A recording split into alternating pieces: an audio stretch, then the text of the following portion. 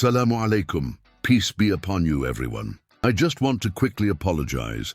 This video is slightly longer than 10 minutes. I made it this way just for this one instance because I wanted to present all the facts together in one go. Sometimes, when videos are divided into parts, it can be confusing if someone watches part 2 without watching part 1. So I apologize for the extra length, but I hope this helps you understand the full picture clearly about the detailed, enriching history of Palestine. Long before modern borders, long before today's politics, this land was known as Canaan. Canaan was an ancient land in the eastern Mediterranean. Many different people lived here over thousands of years. Among them was Prophet Abraham, peace be upon him. He lived in this land and traveled through it. Later came his grandson, Prophet Israel, also known as Jacob, peace be upon him. When we say Israelites, we mean only the direct blood descendants of Prophet Israel, peace be upon him. This does not mean any modern political country. Many generations later, the descendants of Prophet Israel, peace be upon him, were living in Egypt. Over time, they were oppressed by Pharaoh. Allah sent Prophet Moses, peace be upon him, to free them. By Allah's will, they escaped Egypt. They crossed the sea and survived. After this rescue, they moved toward the land of Canaan. Many years later, the descendants of Prophet Israel, peace be upon him, formed a kingdom in this land. The kingdom was ruled by Prophet David, peace be upon him. After him came his son, Prophet Solomon, peace be upon him.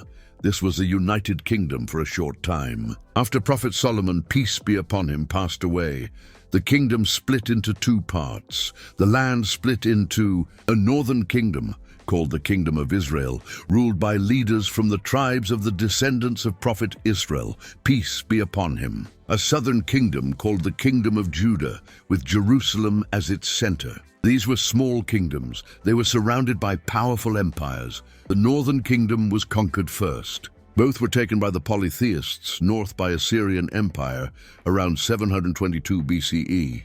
Later, the southern kingdom was conquered by the Babylonian Empire. Jerusalem was destroyed. The temple was destroyed. Many people were taken into captivity. Later, under Persian rule, who followed Zoroastrianism, but they allowed Jews to return from exile and rebuild the temple in Jerusalem. But the land never stayed under one people for long. Centuries later, the land came under Roman rule. During the 2nd century CE, the Romans were mostly pagan. The religion was polytheistic, meaning they worshipped many gods and goddesses.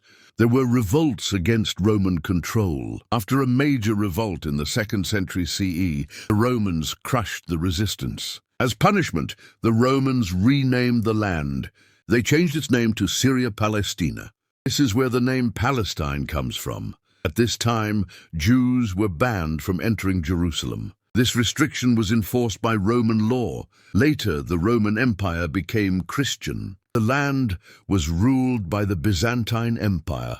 Christianity became dominant in official rule, but different communities still lived there. When the Muslim army reached Jerusalem in about 637 to 638 CE, the Muslim army surrounded the city but did not storm it immediately. The defenders asked that the Muslim leader come to negotiate terms personally.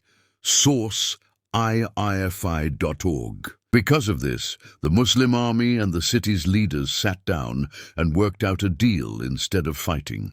Caliph Umar ibn al-Khattab, may Allah be pleased with him, traveled from Medina to Jerusalem to accept the city's surrender in person. He walked into the city without guards and without violence, a sign of peace. The city leaders and Umar, peace be upon him, signed the written assurance, known as Umar's Assurance or Covenant. This became a peace treaty, guaranteeing the rights of non-Muslims.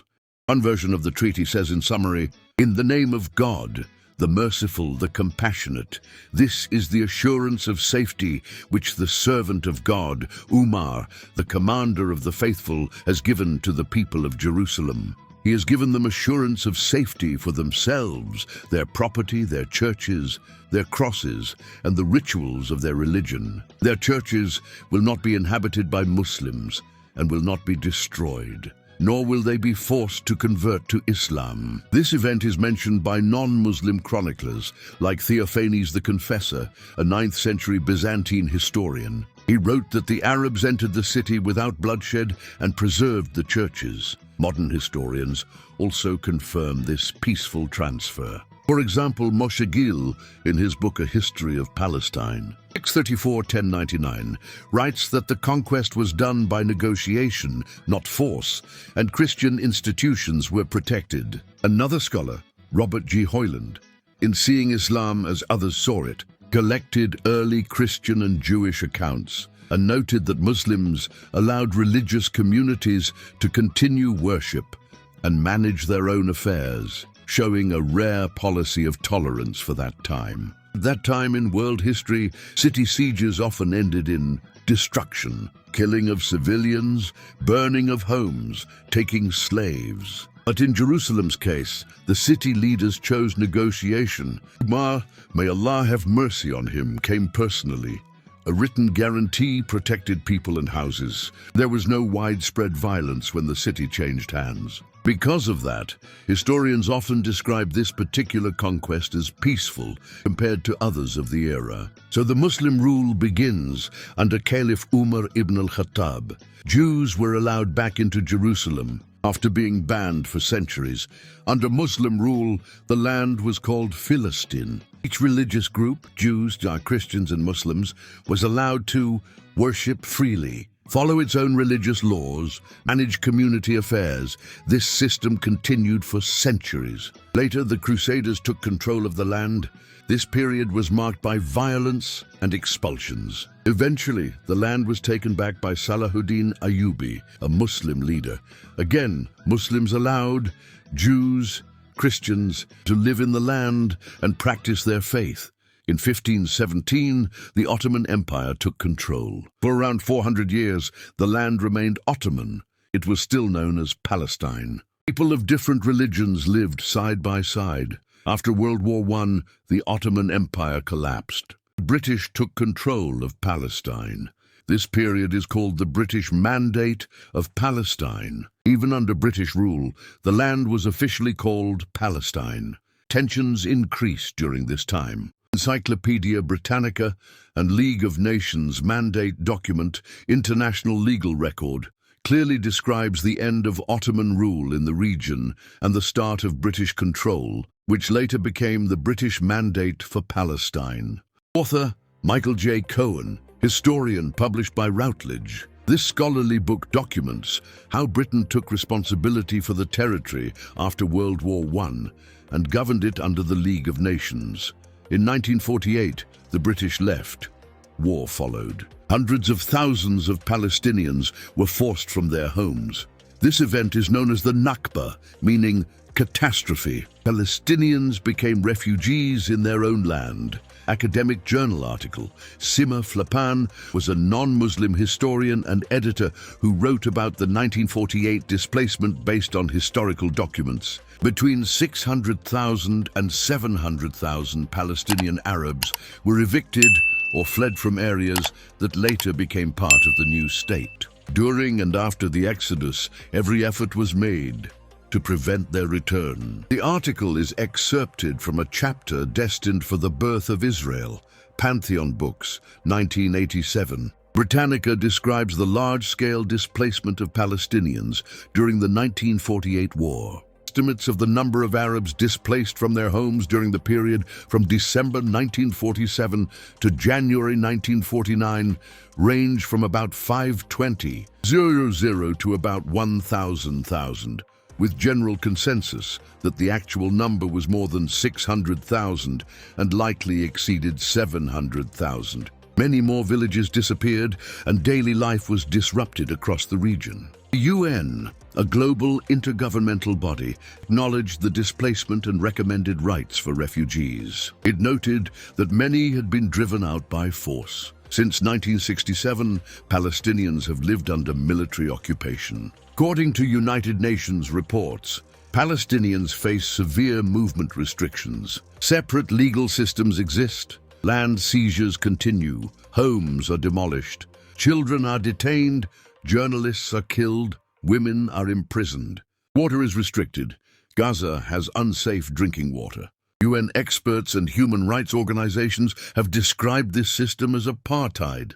Gaza has been described as largely unlivable, with blocked supplies of water, fuel, and medicine. These findings come from United Nations, UN Human Rights Council, UN Special Rapporteurs, international human rights organizations. This land has seen many rulers, but one thing is clear. For long periods of history, Jews lived there, Christians lived there, Muslims lived there. Under Muslim rule, all were allowed to live and worship. What we see today is not ancient history. It is the result of modern policies, condemned repeatedly by the United Nations.